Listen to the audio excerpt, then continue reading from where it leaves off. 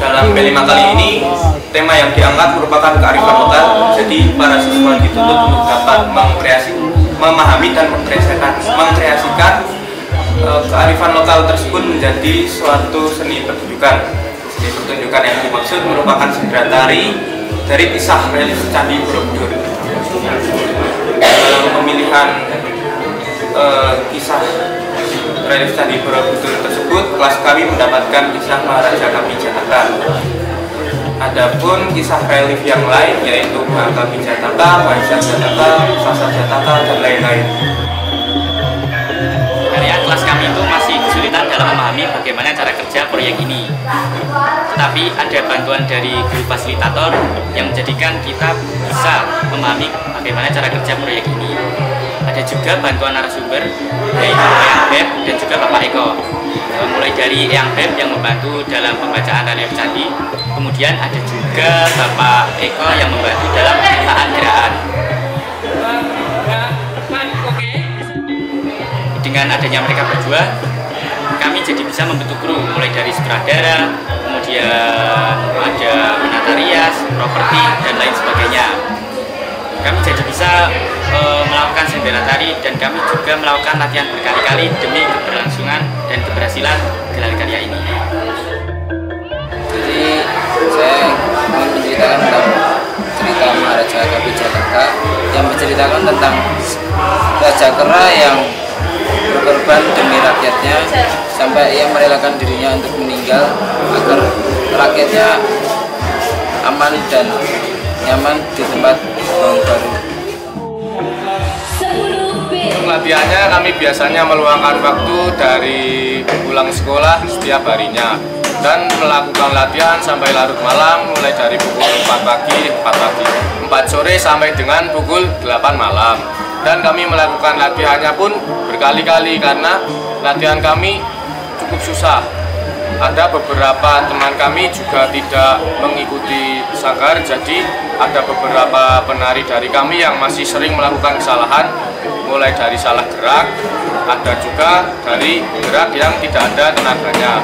Lalu ada beberapa kendala yang masih datang dari lain-lain, seperti kru yang tidak bisa hadir karena kehalangan izin karena kami latihannya sampai larut malam, dan ada beberapa penari yang datang tidak tepat waktu karena latihannya dari pulang sekolah sampai dengan malam. Jadi ada beberapa yang capek terus pulang buru baru latihan.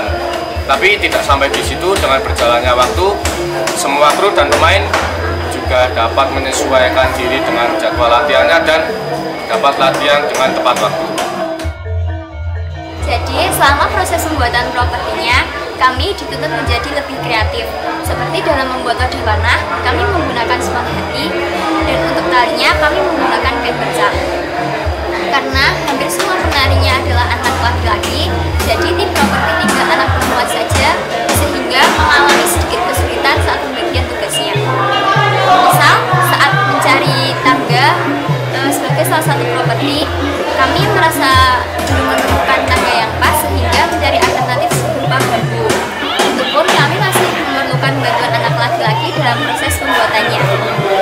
Ada pula saat mencari buah, kami memerlukan buah mangga yang cenderung sulit didapatkan karena sudah bukan musimnya. Awalnya tim properti masih kurang kompak sehingga kesulitan dalam proses kerjanya. Tapi karena kesadaran dan tekanan, akhirnya tim properti bisa kerja sesuai keinginan dan lebih baik lagi. Kami dari tim Tata Rias pasti memilih kendala yang pertama dari segi bahan yang mahal. Selain itu, karena kelas kami memerankan tokoh kera, jadi kami harus melukis wajah kera yang itu cukup sulit dan membutuhkan waktu yang lama. Kita mulai melukis dari jam 3 pagi hingga jam 10 pagi, itu kurang lebih membutuhkan waktu 5 jam. Dan pada bagian busana memiliki kesulitan sendiri karena hal tersebut adalah pengalaman yang pertama bagi kami. Dan pada ornamen baju tentunya sangat rumit dan sulit pada bagian raja, kera maupun daya memiliki kesulitan masing-masing. Hingga tibalah pada hari gelar karya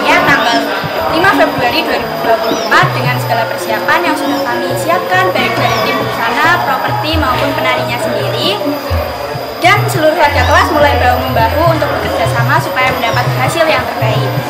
Akhirnya, setelah segala usaha yang sudah kami lakukan, kami mendapatkan penghargaan sebagai penampil terbaik dan dapat diminta untuk tampil kembali pada puncak acara Bima Sakti tanggal 7 Februari 2024. Namun tidak selesai di situ, kami juga harus berjuang untuk mempersiapkan puncak acara nanti.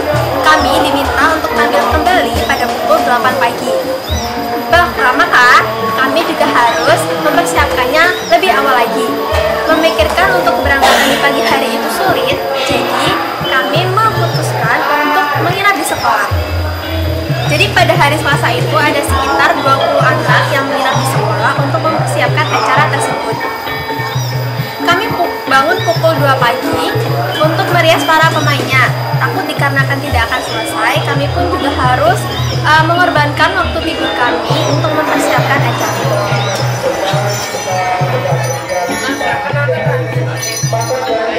Di hari ini, alangkah baiknya kita berdoa terlebih dahulu agar diberi kelancaran, kemudahan, dan juga kita bisa menari dengan indah. Amin. Doa menurut agama dan kepercayaan masing-masing. Doa mulai. Doa selesai.